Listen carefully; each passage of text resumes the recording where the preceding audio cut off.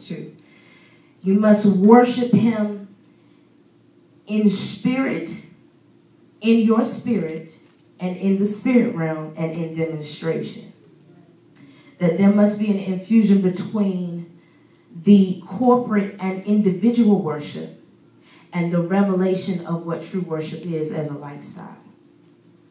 That it takes more than just coming and learning songs and singing to actually worship God.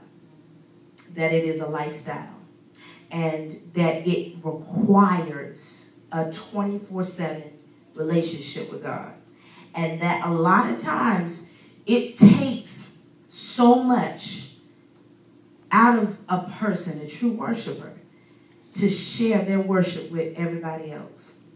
It really, that intimate place of worship, it really takes time to tap into that place because it's intimate, it's personal.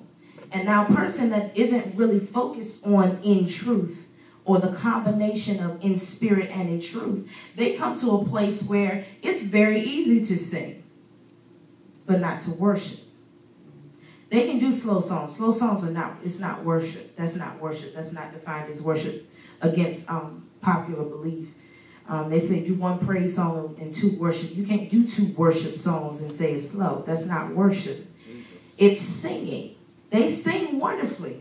But the problem is that there is no response.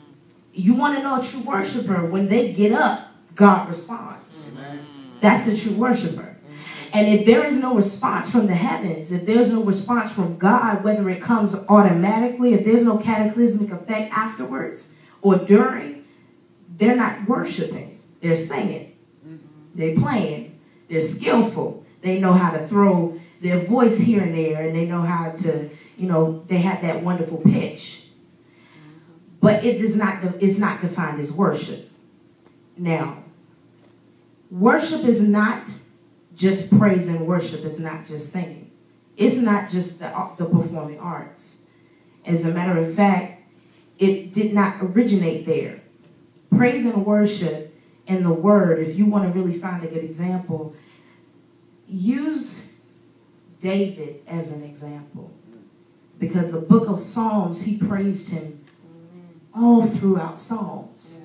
And he said, just in case you don't know how to get to this place that I'm at, I'm going to show you once you hit the door, this is what you do.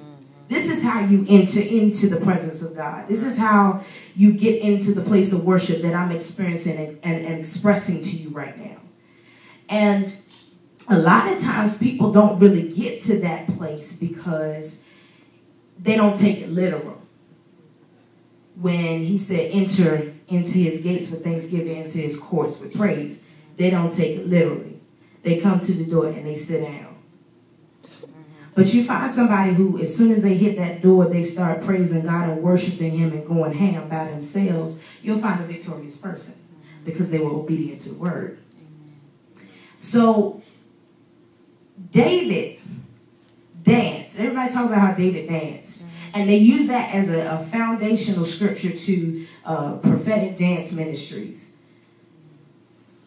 You dancing silly does not make it prophetic.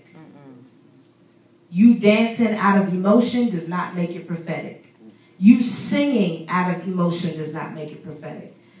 You singing in tongues does not make it prophetic. What makes it prophetic is when the Lord begins to respond in the music and begins to respond in the sound, begins to respond in the movements. And when you begin to move, it's God responding to the worship that was sent up to him. Because the prophetic is solely based around being the mouthpiece of God.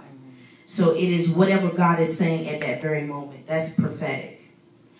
And it works in concordance, if I can use that word, with the apostolic. And that deals with the foundation. That's when you get into deliverance. That means that now I'm not just singing what I rehearsed, but I'm singing what the Lord is compelling me to sing. And it's creating some kind of atmosphere that is doing something past surface slush. And that is exactly where God is going to take us.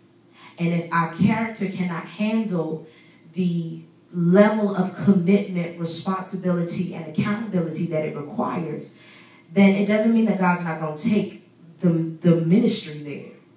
It just means you might not go with it. So what the Lord desires to do with this house and with this vision is to get us in an order that we can lose it. Because right